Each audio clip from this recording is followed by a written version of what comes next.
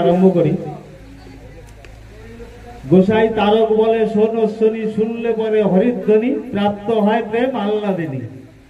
তো ভক্তরা আছেন যারা এই আহ্লাদিনী প্রেমের ভান্ডার, তো আমার সঙ্গে সঙ্গে সবাই একটু জয়ধ্বনি করবেন। শান্তি হরি বিধি পূর্বানন্দে হরিধ্বনি বলো।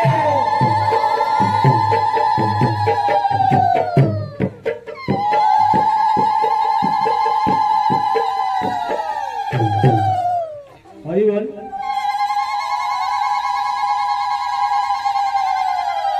আলোচনা আলো, সেই আলোকে চেনা যার আছে সেই আলোচনা করতে পারে তার সম্বন্ধে। আমি উঠে আসার সময় সবিনন্দ বললাম কর বানাতে আইসো কেন, কি সরল বাংলা। তো আসছি আমার হরিগুরুচার যারা সমাজের পতিত, জ্ঞানহীন, শিক্ষাহীন এই সব মানুষের জন্য একটা জিনিস কিন্তু দিয়ে গেছে। সে জিনিসটা কি?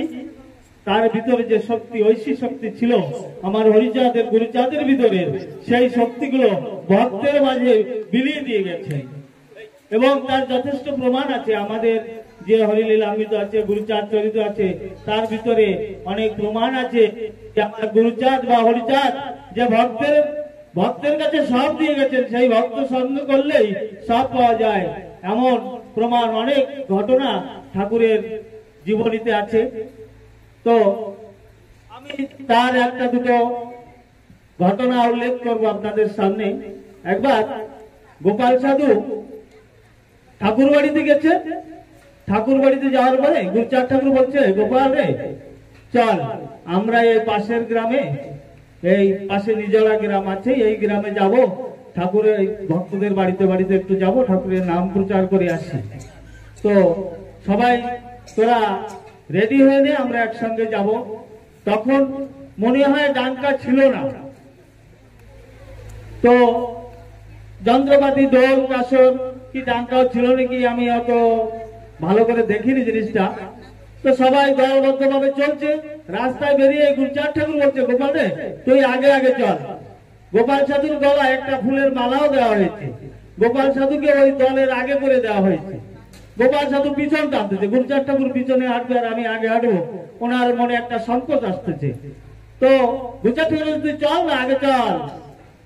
তখন গোপাল সাধু হাঁটছে পিছন পিছন, কিন্তু যারা যে গ্রামের পর দিয়ে যাচ্ছে বলছে এই কোন গোসাই, এ গোসাই বড় কর্তার আগে আগে চলছে, এ গোসাইকে তো চিনি না। অনেকেই চিনত না ঠাকুর বাড়ির আশপাশ মানুষ। তো এক বাড়িতে গিয়ে কীর্তনাদি হচ্ছে, সেখানে সারা রাত কীর্তনাদি হয়েছে। সেই বাড়িতে গোপাল সাধু আছে, গুরুচাঁদ ঠাকুর আছে। গুরুচাঁদ ঠাকুর একটু আলাদা জায়গায় বসে আছে, কীর্তনের মাঝেই গোপাল সাধু আছে। এমন সময় সব ভোরবেলার দিকে এক বুড়িমা এসে গুরুচাঁদ ঠাকুরের পায়ে পরে মাথা দিয়ে কান্না করছে, বড় কর্তা আমাকে রক্ষা করো। তা বলছে, কি হয়েছে তোমার, কাঁদছো কেন, বলো জিনিসটা কি? তখন ওই বুড়িমা বলছে, আমার পুত্রবধূ আজ 2 দিন প্রসব বেদনায় গড়াগড়ি যাচ্ছে, অথচ তার কোনো সাতগতি হচ্ছে না, কত কবিরাজ কত কিছু, তখন তার এই মেডিকেল ছিল না, করছি আমার কিছু হচ্ছে না, তুমি এর একটা ব্যবস্থা করো। গুরুচাঁদ ঠাকুর বলছে, তুমি যাও 1 গ্লাস বাসি জল নিয়ে আসো। গুরুচাঁদ ঠাকুরের কাছে ওই বুড়িমা 1 গ্লাস বাসি জল আনলো। গুরুচাঁদ ঠাকুর কি জানো বলে গ্লাসটা একটা ফু দিল, ফু দিয়ে বললো যাও এটা খাইয়ে দাও, ও ঠিক হয়ে যাবে। গেছে ঘন্টাখানেক পরে ওই বুড়িমা আবার আসছে, কয়েক ঠাকুর কিচ্ছুই হলো না, বলছে তো আবার 1 গ্লাস জল নিয়ে আসো। তো যখন ওই বুড়িমা আবার জল আছে, আবার গুরুচাঁদ ঠাকুর ওই গ্লাসে একটা ফু দিয়েছে, ফু দিয়ে বলছে যাও এইবার তোমার পুত্রবধূর প্রসাব বেদনা দূর হবে এবং তার প্রসাব হয়ে যাবে, যাও। গেছে কিছুক্ষণ পরে আবার আসছে, বলছে এতে হচ্ছে না। গুরুচাঁদ ঠাকুর বলছে, আমার যা ছিল সব দিয়ে দিচ্ছি, ওই সামনে তো এক গোসাই আছে, গোপাল সাধুকে দেখিয়ে দিয়েছে যে যাও ওই গোসাইয়ের কাছে যাও, ওই গোসাইয়ের কাছে যাও, ওই গোসাই দিলে হবে। দক্ষিণ দেশ থেকে আছে, মরা মানুষের জীবন দেয়, ওই গোপাল সাধু ওনার নাম, ওইখানে যাও, আমার দ্বারা হচ্ছে না। গোপাল সাধু শুনছে যে ঠাকুর এই বলছে, পাশেই বসে আছে, তো 2 চোখের জল ছেড়ে দিয়েছে। বুড়িমা গেছে গোপাল সাধুকে প্রণাম করে বলছে, বড় কর্তা পাঠালো তোমার কাছে, আমার পুত্রবধূর এই দুই অবস্থা, তুমি একটু ব্যবস্থা দাও, আমাকে রক্ষা করো এই বিপদ থেকে। গোপাল সাধু বলছে, ঠাকুর তোমার কি লীলা। যা হোক, গোপাল সাধু গ্লাসটা ধরে হরিগুরু চাঁদের দোহাই দিয়ে বলল, হরিগুরু চাঁদ বলে ফু দিল গ্লাসের জলে, বলে বুড়ি তোমার পুত্র মধুর হবে ছেলে, তাতে হরিভক্ত হইবে নিশ্চয়। আজ হরিভক্তের আশীর্বাদ পেলে যদি গর্বের সন্তানও হরিভক্ত হয়ে জন্মগ্রহণ করে, তাই হরিভক্তের পরশ বাবার আসে দৌড়ে আসি। আমি গান কীর্তনও জানি না, আলোচনা করতেও জানি না, আমি সর্বদিক দিয়ে অক্ষম, ছুটে আসি আপনাদের কাছে এই হরিভক্তের পরশ পাবো বলে। তো এই গোপাল সাধু, আমরা গোপাল সাধুর পাশাপাশি গ্রাম ছিল আমাদের চারকোশ। আমাদের জীবনে যা 200 বছর হয়ে গেছে, তার কিছু মানে নদী যখন মরে গেলে তার একটা দাগ নিশানা থেকে যায়, তেমন নিশানা আমাদের জীবনে আমরা দেখেছি। আমার জীবনে আমি দেখেছি, পাশের গ্রামে ছিল একটা 3 কিলোমিটার দূরে আমার সাধুর বাড়ি ছিল। গোপাল সাধুর নিজের ভাগ্নে ছিল পঞ্চানন গোসাই। অনেক বৃদ্ধ বয়সে আমি তাকে দর্শন করতে পেরেছি, 100 বছরের উপরে বয়সে ছিল। তার একটা ছেলে ছিল, বিষে পাগল বলে ডাকতো। কোনদিন বিবাহ করেনি, চোখ দুটো রক্তের মতো মতুয়ার যেরকমের নমুনা শুনি আমরা, দেখি না তো, চোখ থেকে যেন রক্ত যাবার মতো লাল টক করছে, দীর্ঘ পুরুষ, ওই মাথায় জটা ছিল, রাস্তা দিয়ে শুধু হাঁটতো আর বিড় করে যেন কি বলতো। এই পঞ্চানন গোসাই এই ছেলে ছিল, নাম বিশ্ব পাগল ছিল।